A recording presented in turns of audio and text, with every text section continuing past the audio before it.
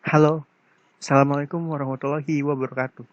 Di sini kami dari kelompok 8 akan membacakan materi penelitian dari mata kuliah Public Relation. Di sini saya akan membacakan materi pertama. Nama saya Muhammad Rehan Alabror.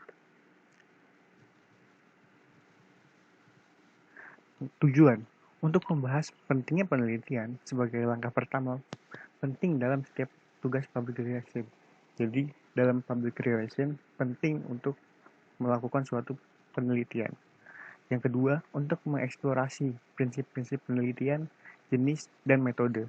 Yang ketiga, untuk membahas berbagai alat penelitian dan teknik evaluatif tersedia untuk public relations profesional. Yang keempat, untuk menekankan pentingnya web pemantauan dan alat yang tersedia untuk penelitian internet. Penelitian. Pengertiannya adalah penelitian adalah pengumpulan sistematis dan interpretasi informasi untuk peningkatan pemahaman.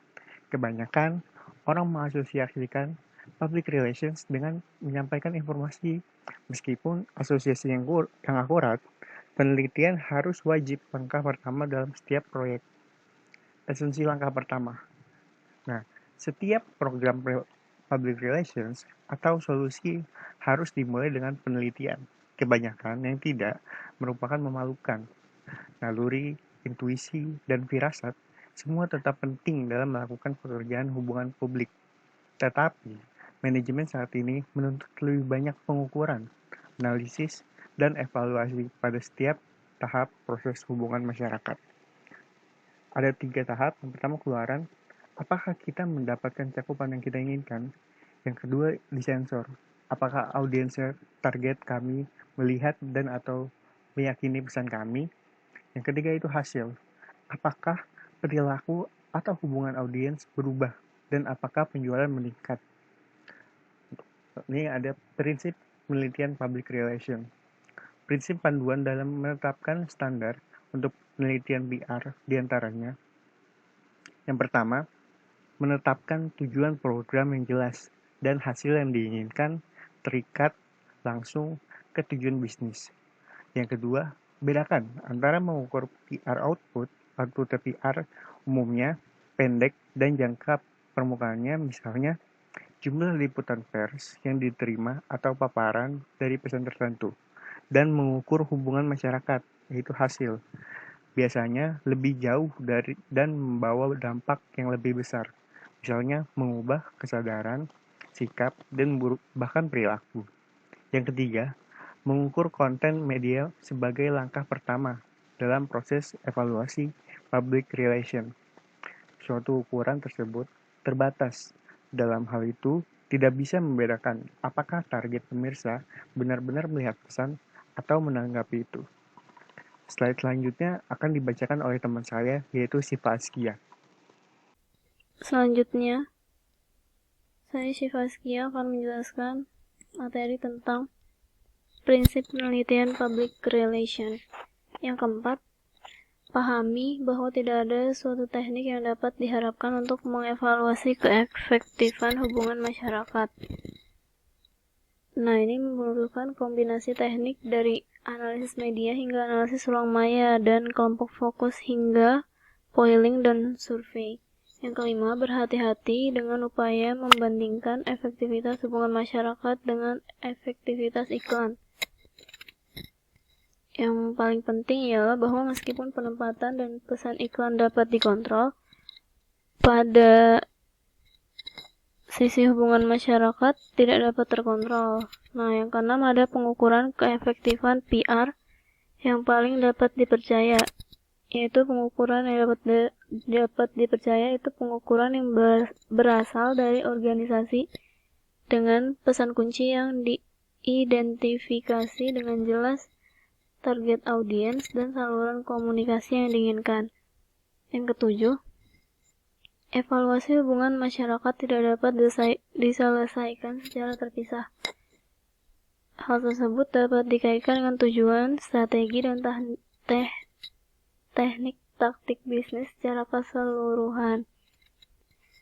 Selanjutnya ada jenis-jenis public public relation penelitian. Ada 3 jenis. Yang pertama, mendeskripsikan proses, situasi, atau fenomena. Yang kedua, menjelaskan mengapa sesuatu terjadi, lalu apa penyebabnya, dan juga efek yang akan terjadi. Yang ketiga, ada mendeskripsikan apa yang mungkin terjadi jika kita lakukan atau tidak mengambil tindakan. Selanjutnya ada penelitian terapan, yaitu sebuah penelitian yang dapat berupa strategis atau evaluatif. Yang kedua, aplikasinya dirancang untuk menjawab pertanyaan-pertanyaan praktis tertentu. Selanjutnya akan dilanjutkan oleh teman saya, Widya Puji. Yaitu, saya Widya Puji Astuti akan menjelaskan mengenai penelitian sekunder. Penelitian sekunder yaitu di mana data yang sudah tersedia sehingga kita tinggal mencari dan mengumpulkan. Jadi, penelitian sekunder ini yaitu untuk mendukung data primer yang sudah kita dapat dari sumber yang asli.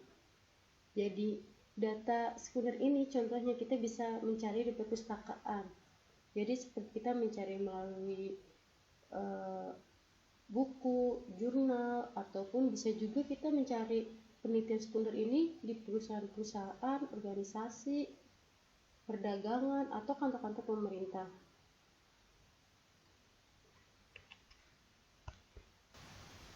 Selanjutnya yaitu ada metode penelitian public relation. Metode penelitian PR yaitu ada yang pertama survei. Survei itu di mana penelitian yang paling sering dilakukan dan sekarang melakukan itu lebih banyak di survei online. Dan survei ini yaitu untuk merancang atau mengungkapkan sikap atau pendapat dari orang-orang yang dipikirkan mengenai penelitian yang akan kita teliti. Sedangkan kalau komunikasi audit itu mengungkapkan kesenjangan antara yang nyata dan dirasakan, yaitu mengenai komunikasi antar manajemen atau target sasarannya. Jadi, manajemen dapat membuat asumsi tertentu tentang metode, media, bahan, atau pesan. Sedangkan target sasaran yaitu mungkin mengkonfirmasi atau membantah asumsi-asumsi. Dan yang terakhir itu ada tidak mengganggu langkah seperti fakta, analisis isi, dan readability study. Memungkinkan dari subjek atau objek tanpa melibatkan pencari atau penelitian sebagai penyusup. Selanjutnya itu ada survei. Survei itu dibagi menjadi 2, yaitu ada survei deskripsi dan survei penjelasan.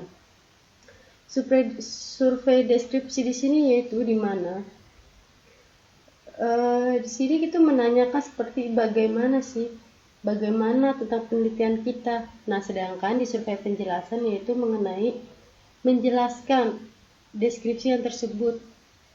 Jadi di survei penjelasan ini lebih menuju ke sebab akibatnya penelitian tersebut, survei yang diadakan tersebut.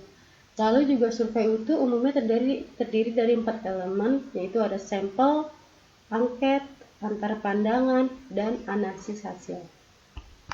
Selanjutnya itu ada online penelitian. Online penelitian itu di mana kita mencari penelitian itu melalui web. Tetapi dalam meneliti melalui web ini memiliki beberapa faktor yang menjadi pertimbangan, yaitu seperti menetapkan tujuan, tentukan kriteria, tentukan tolak ukur, pilih alat ukur yang tepat, bandingkan hasil dengan tujuan, dan yang terakhir yaitu menarik kesimpulan untuk ditindaklanjuti. Itu adalah presentasi dari kelompok kami, yaitu tentang bab 8 itu mengenai penelitian public relation. Semoga bermanfaat dan terima kasih.